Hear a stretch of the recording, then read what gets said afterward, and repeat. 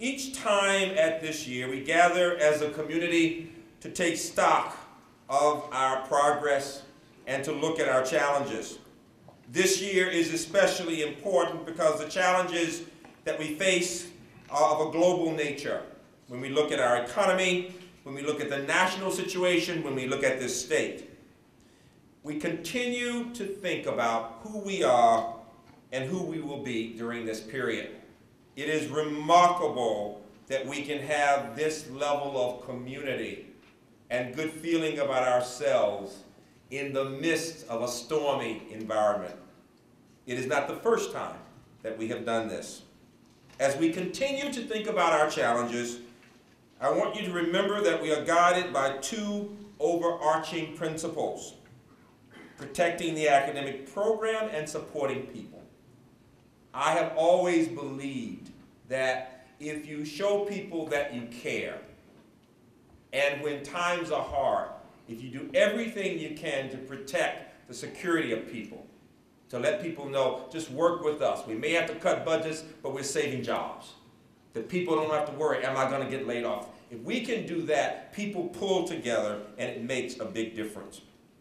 The retreat this past 2 days with campus leaders discussed steps we can take as we think about the budgetary situation, as we think about our goals. And I'm going to be going through some points of my talk. It would take much too long to read the entire talk. I'll read parts, talk a few minutes, and then refer you to the web. You can go and see the entire thing and read it. But let me just highlight the critical points.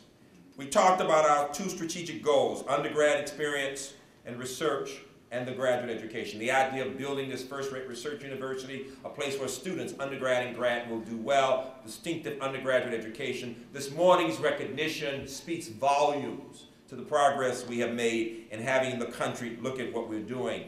The four critical areas that have been produced as a result of planning led by our provosts and vice presidents and deans and other leaders of the campus include retention and graduation rates, the infrastructure for the research and scholarship of this campus, environment and sustainability, and safety and security. Now keep in mind, those are not the only areas we're concerned about, but those are four critical areas that can frame the discussion as we move ahead. We want to know that our students are doing well, undergraduate and graduate students. We want to recruit the best. We want to give them a good experience. We want them saying when they're a senior or when they're about to finish a PhD, I'm glad I came to UMBC.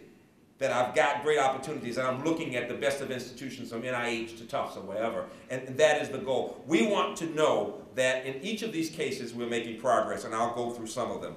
To give you specificity with regard to the fiscal update, you should know that our governor, working with our chancellor and the system and elected officials, these people are working together to protect higher education as much as possible. We are a major part of the state budget. The state's budget is down considerably, hundreds of millions of dollars. If we were being cut proportionately, we would be talking about devastating cuts. If you go to other states in the union, you see 20, 30, 40% to the base. That is not the case here. It is difficult, but it is not the case here. The fact is that the cumulative reduction since fiscal year 08 has been about $11 million, of which about $5 million, half of that money came from the base. The other half came primarily from furloughs, difficult, but people still have jobs, quite frankly, and the fund balance reductions. And so what has happened is that we know we have another shortfall, and we will have another cut. The good news is, again, the governor is working collaboratively with elected officials, with our system staff, to be as respectful and as supportive as they can be. Will it mean another cut? Yes. But do we believe it's a cut we can handle? Yes.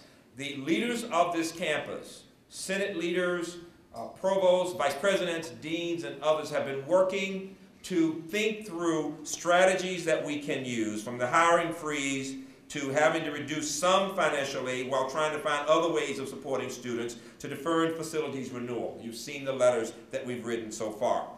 The most encouraging news to me is that we are meeting, in fact, will exceed our projected enrollments. When people talk about, is an institution doing okay, quite frankly, the first thing they have to see is, are we able to still attract students? And can we help those students get the financial support they need to make sure they can come? And then can we give them the kind of experience to make sure that will make sure they want to remain at the institution? And that's why we talk about that priority of recruitment and retention. And the numbers at all levels look very good. We will have over 12,000 students again this year, probably moving more and more towards 12,500. We have students from every state in 150 countries. We'll have about 1,550 freshmen. That is very significant. Just several years ago, we were bringing in about 1,200 students. Last year, we moved from mid-14s to mid-15s, and we're again at that 1,550 students, 100 students. We're bringing in more students from out of state, places like New Jersey, and we're delighted to be doing that. And Matt, I'm on you today, Matt. You're helping me out. You are. And these are very bright young people from all over. We will have about 1,100 transfer students. We have worked very hard to connect collaboratively with community colleges. About half of all students in America and in our state are in community colleges. We have worked to build very strong relationships with a number of those institutions. They do a fine job, and the more we connect with them academically and through admissions, the better off those students will be. The residence halls are doing really well. We will have about 4,000 students, including about 80% of our freshmen will be in the residence halls.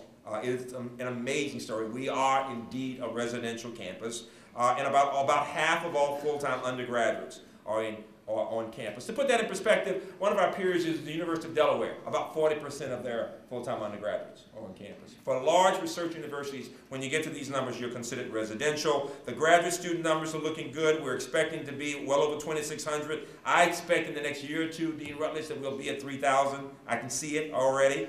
And we are building these undergraduate programs that have begun in the recent years that are doing really well. Media and Communication Studies, the major in Gender and Women's Studies, the Public Health program, the Game Development program, at the Aging Services program at the undergrad and grad levels. Judah, the graduate enrollments and the undergraduate enrollments are looking really good in Aging Services. We're very pleased about that. We are also pleased at the graduate level with the Geographic and Environmental Systems program, the Systems Engineering program, and all the programs we have with our continuing and professional studies, including the master's programs at Shady Grove. How many of you have been on to Shady Grove? You know, we have a campus there. I mean, we have a campus at Shady Grove. Now, some other people claim the campus too. That's okay. But we walk in and we act like we own the place, all right? We're very proud of Shady Grove. What's nice is that our students at Shady Grove see themselves, they are UMBC students. And so if you get a chance, I want you to go down and just see it, because we now have hundreds of students in a variety of programs there, including history and political science and psychology and social work, and we've got corporate training going on there. And what's really significant about this is that we are having more and more of a foothold in Montgomery County. As you might expect, Montgomery County has the largest number of, quite frankly, well-prepared paying students in the state. Make no mistake about it. In fact, they've become our #1 feeder school system. And so what we're talking about, the high schools there, Montgomery College, it is a special place, and Shady Grove is there too for students who cannot come to the campus here. They can do things there.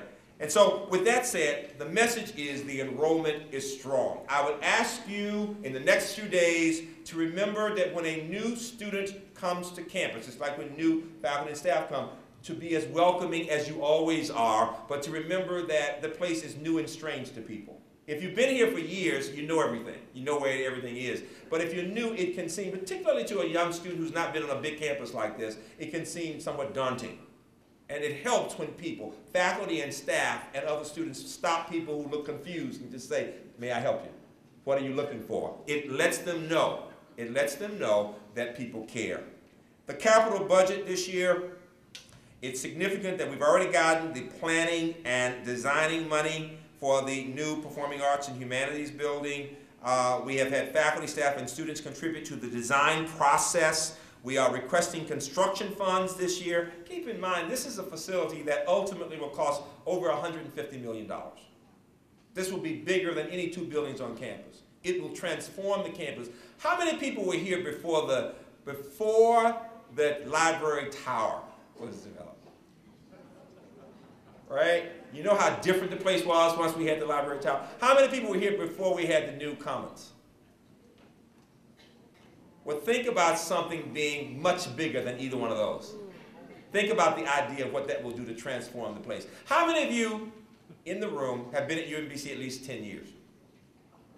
20 years? Anybody 25 years or more, stand up. Let me see you. 25 years or more, let me see you. Give them a hand.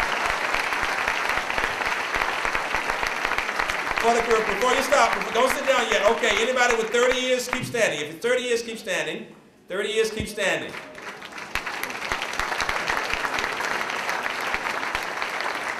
So what that means is, okay, that means that these people, before you don't sit down yet, don't sit down.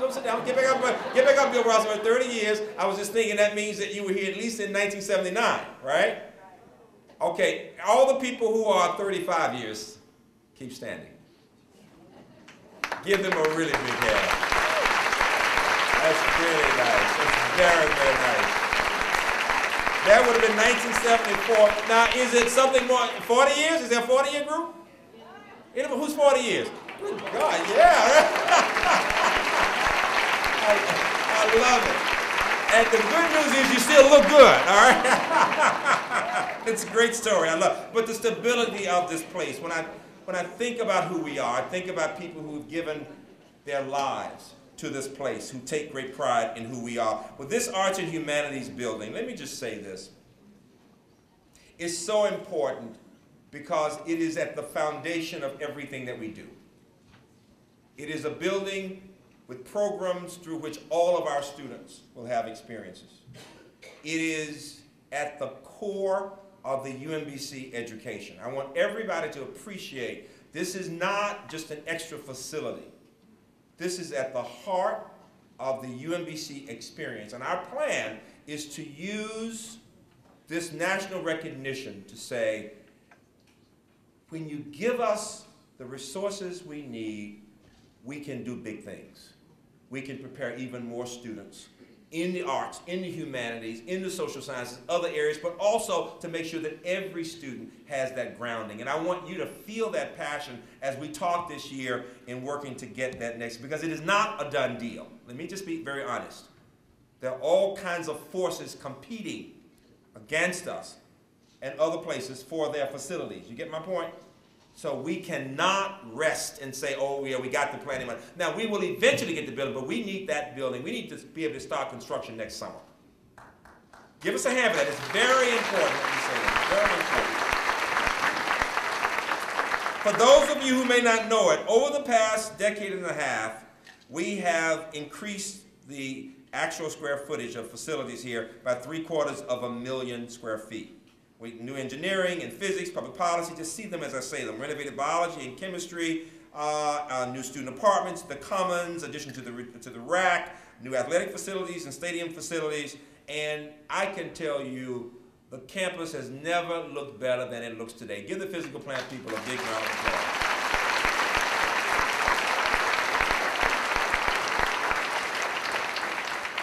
In the last year or so, I had a group of board members that come to talk to me about a possibility of going to a private institution. And I said, well, just walk around campus with me. Just walk around campus with me.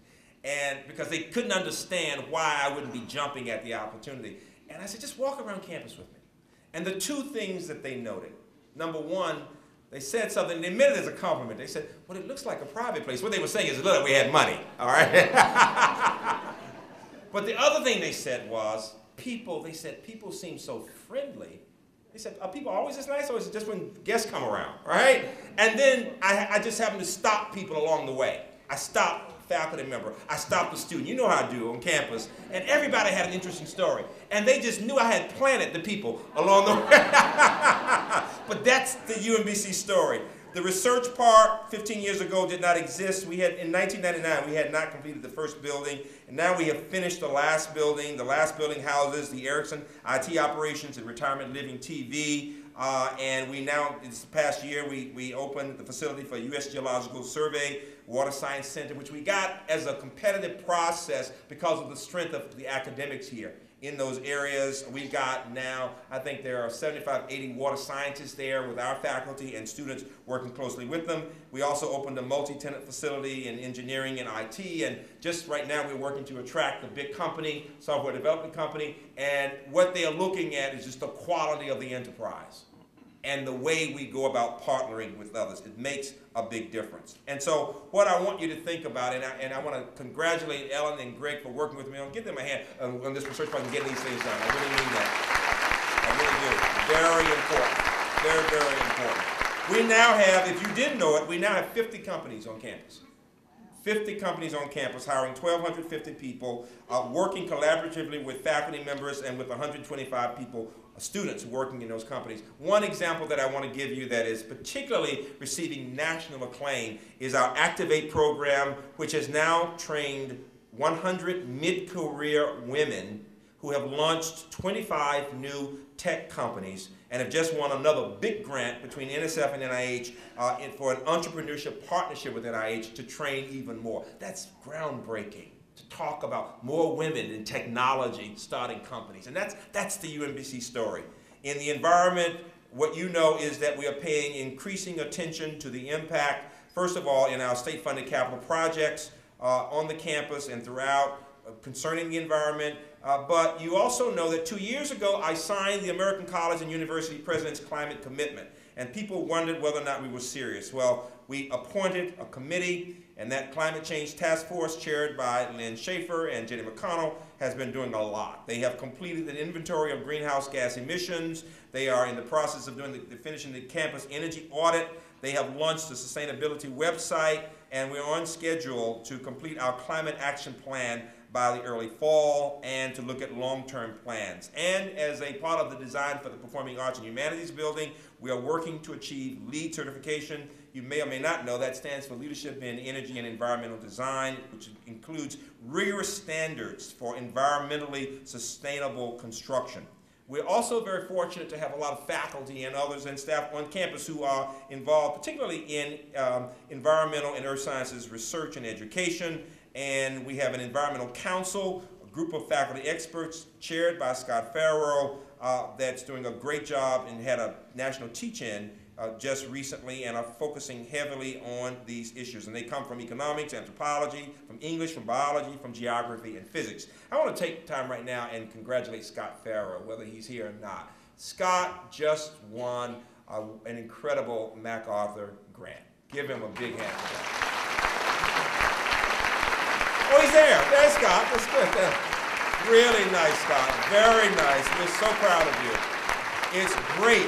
It's just great. And it's to launch this new journal for the Society of Benefit Cost Analysis. I'm learning this language as I go around bragging, all right? And it's just great. It really is. We are just delighted. I mean, to have these kinds of names associated with our campus speak volumes about the quality issue. In terms of students, graduates, and our 2009 graduates, we had Jack Kent Cook, we had Howard Hughes Gilliam Fellow, Merck undergraduate scholars, we had a number of NSF research fellows, we've got students going to Duke and Northwestern, UCal San Diego, to Hopkins in medicine, to Princeton in chemical physics, to Duke in law and environmental science, to NYU in art history, to Baylor in biomedical engineering and neurobiology, and the list goes on and on and on, from the arts to the sciences, and it is an incredible list. And with large numbers going to work at places amazing.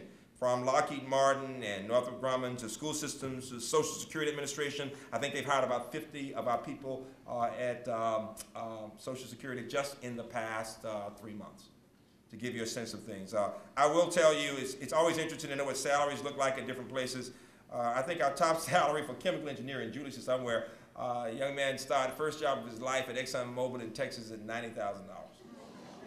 So we'll all go and leave tomorrow and go to Texas, all right? In terms of intellectual and athletic conference, we were really proud again this year to be #1 in chess. We are #1 in a lot of things. We're very proud of that. We were very proud, quite frankly, that we were 7th Out of 100 student teams in the mini Baja competition for the East, we were ahead of places like Georgia Tech and Hopkins and Cornell, and we don't have the money. You know, it's just being scrappy and getting it done. That's what's so great. You know, it's just being scrappy. That's what they say about that lacrosse team and that basketball team. They're just scrappy and get it done. Give basketball and lacrosse both a big hand for what they do.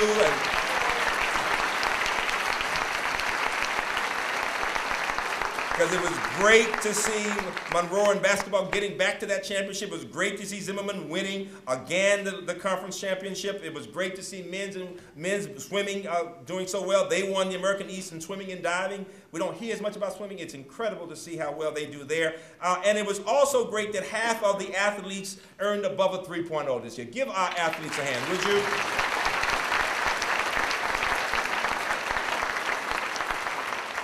Significant that our co-salutatorian was a tennis player, 4.0, Cornelia, and that our women's volley basketball team won the NCAA National Award for Academic Achievement. Give the women's volleyball team a hand for that.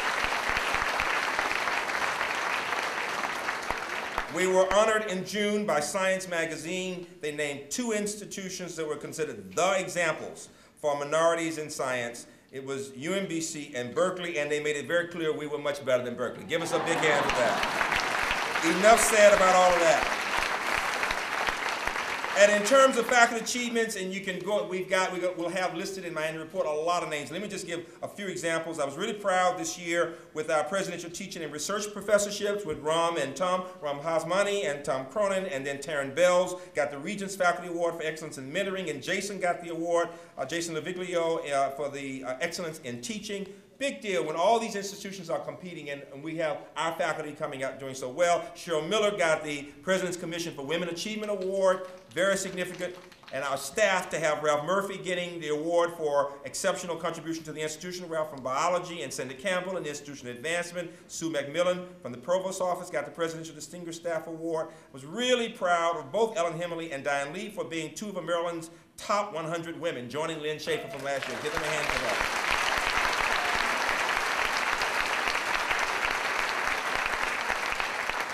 Regarding the faculty, I could mention NSF grants, I could mention NSF Career Awards, elections to prestigious societies. The list is so long, we'd be here all day. You can look at that list. Let me just mention one, just one that I mentioned today to some of the media. And they were saying, well, give me some examples of high quality. I said, well, we just got a Guggenheim.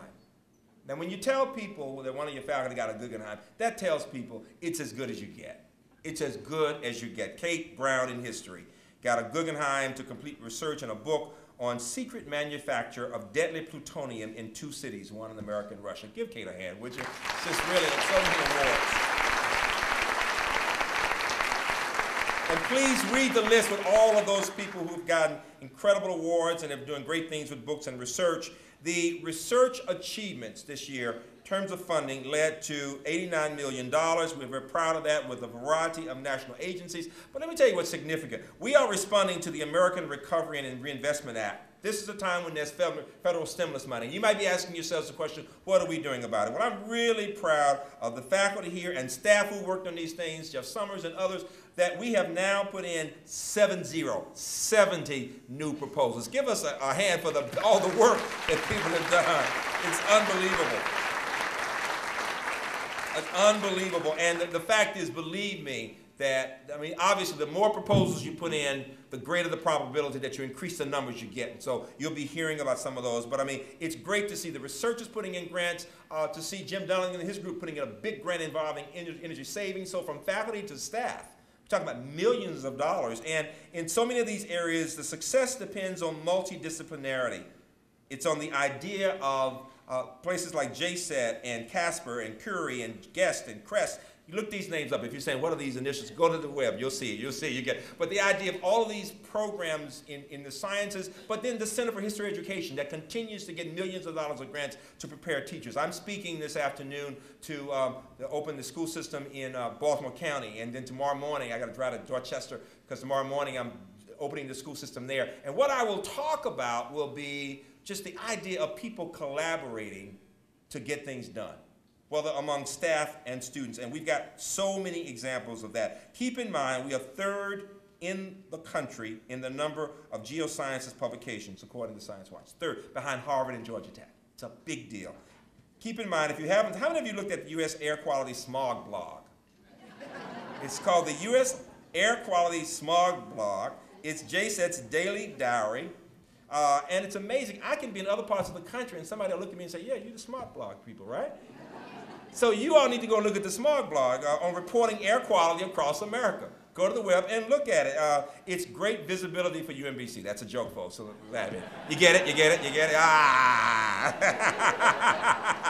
We've also created core research facilities in proteomics, in scientific imaging, in high-performance computing, and in photonics. And we've just gotten another major NSF grant for the Center for Hybrid Multi-Core Productivity Research, led by UMBC, but working with Georgia Tech, UCal San Diego. And the name of the game for a lot of the proposals we've put in has been working with other institutions across departments to get things done.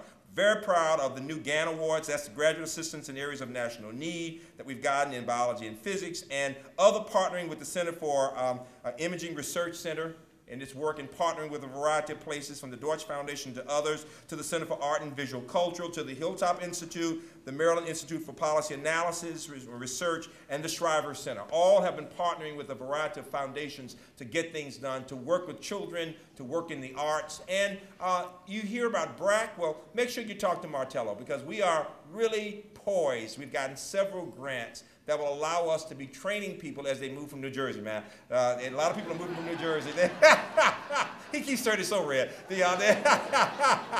But the idea is that we will be doing more and more training and getting people into these programs as people move, as we talk. You know, BRAC stands for the base realignment. And we have many people who will be moving here over the next several years. The fundraising and friend raising. This is a time when it's very difficult to talk about getting people to give a lot of money, because everybody's funding, everybody's endowment would be down. And yet we've been working to build friends. It is significant that we've gotten to the $99 million, that we actually did still raise $10 million this year from the Erickson Foundation, from the Deutsch Foundation, from the Meyerhoff Foundation, from IBM, and give everybody a hand who's been involved in friend and fundraising across the campus. I want you to...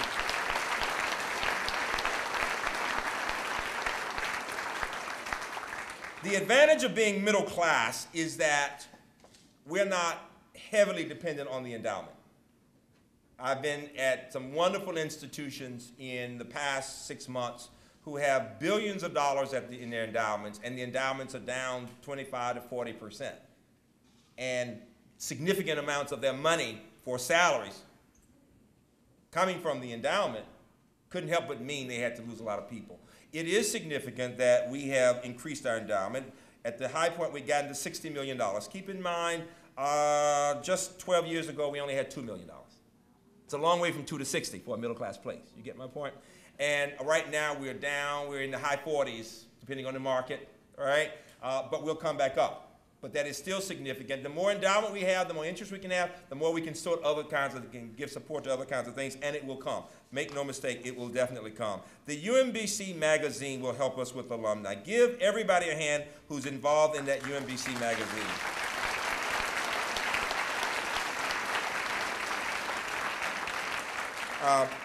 We've gotten 2 big national awards for staff just recently. The UMBC magazine people, Richard Byrne, raise your hand.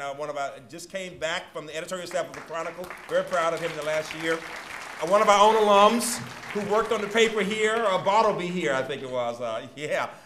And they just received the very prestigious National Award from University and College Designers Association for that magazine. And I meant to mention this earlier. The National Housing Officers Association gave our residential life people a national award. They do a great job. Give Nancy and Katie and all of them a housing award, would you? It's very nice to hear about those. It really is. And it's significant, Richard, that the magazine is being designed by our own alumni. We are very proud of them. The idea that we can produce people who can do that kind of work. So we are creating a culture of philanthropy. This is an institution where all of you, at one point or another, will say something to somebody about why you enjoy being at UMBC, and it makes a big difference, or why you are helping to recruit a student, or why you think people should invest. And so each of you really represents. You become UMBC. In terms of accountability, we've had a lot of external attention. We did really well with our audit, and very few exceptions there. We've done really well with all of the compliance regulations that we've had to deal with, so we're making progress in those areas. We're working with the system as they talk about their priorities, because we have made sure that our priorities reflect well on what they're doing. The achievement gap issues, we are one of the few campuses in the country where minority retention rates are actually the highest on campus for freshmen. That's great. Where we have a challenge is in helping minority students who transfer in do as well as whites who transfer in. So it's important to say that that's where we are working to give support to people who come from other places to help them to do well also. The climate change and competitive measures we're already working on with system. How many of you remember about 3 or 4 years ago when we talked about PeopleSoft?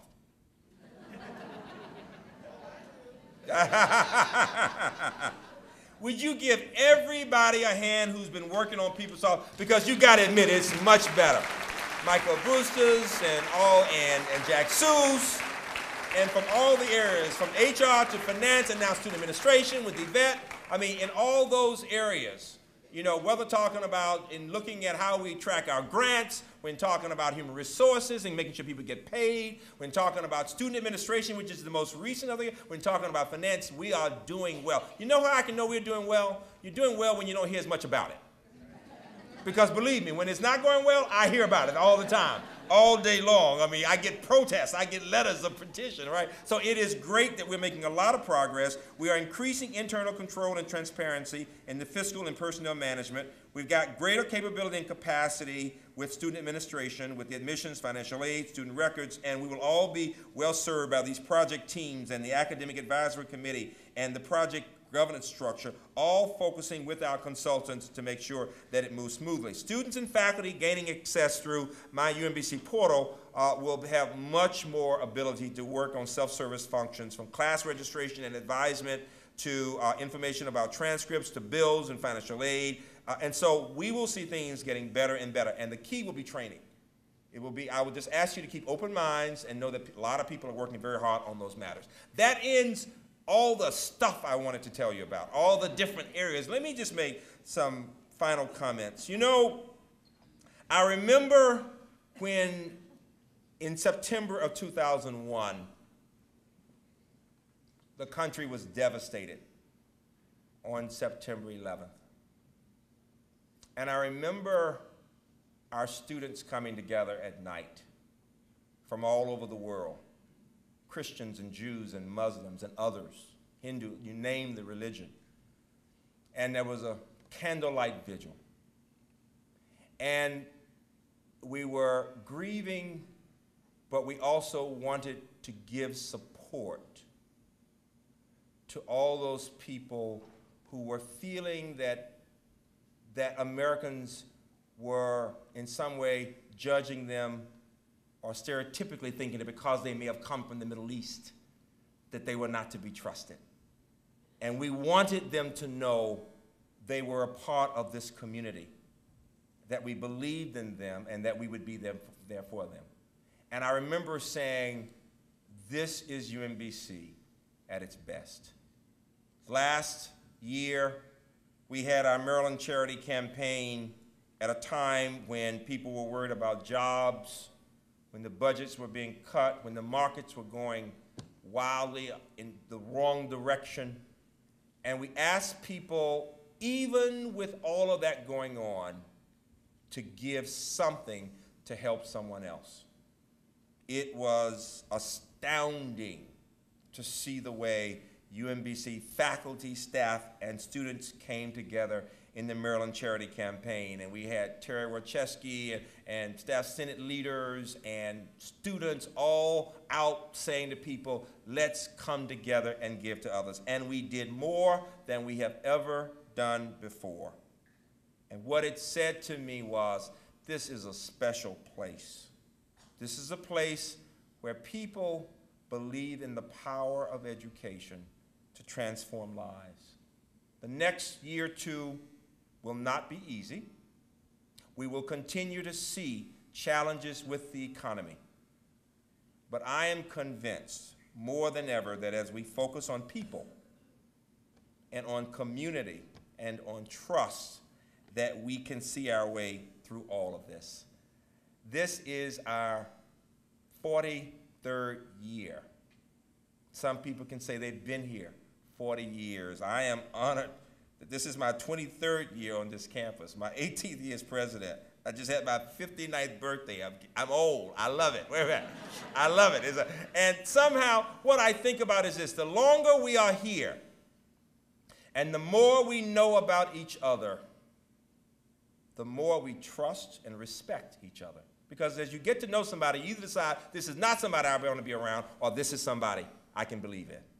And what I want to say to you is, as we get this national recognition, as you see things in the Post and the Sun and on TV, I want you to know all of this recognition is about you and what you do every day to make a difference in the lives of others. And so I want us to do just two more things. We're going to sing the alma mater. I have been saying to people, we have to teach. Don't worry if you don't have a nice voice, it's okay. We have to teach our community to understand that the alma mater represents us. We were at a basketball game last year, and the alma mater was being sung, and I saw our UMBC people walking out.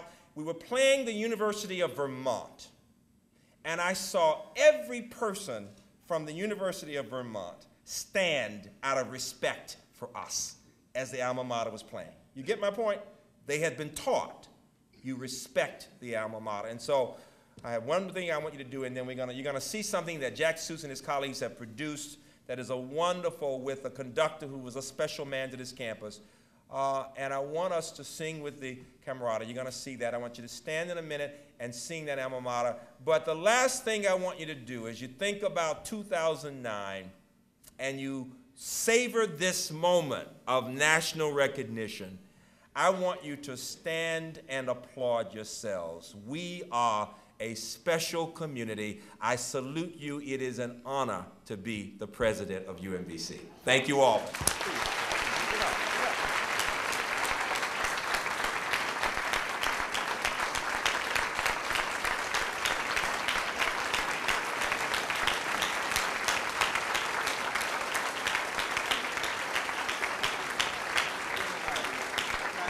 Standing, and we're going to sing this alma mater, and you'll see the words will be here on the screen. Please stand. Nobody leave.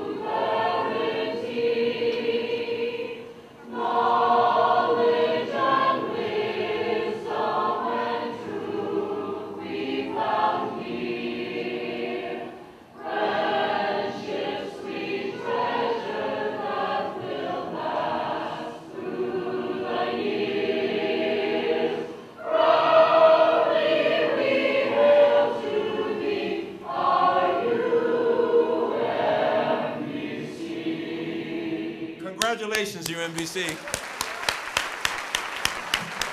It's a good day, folks.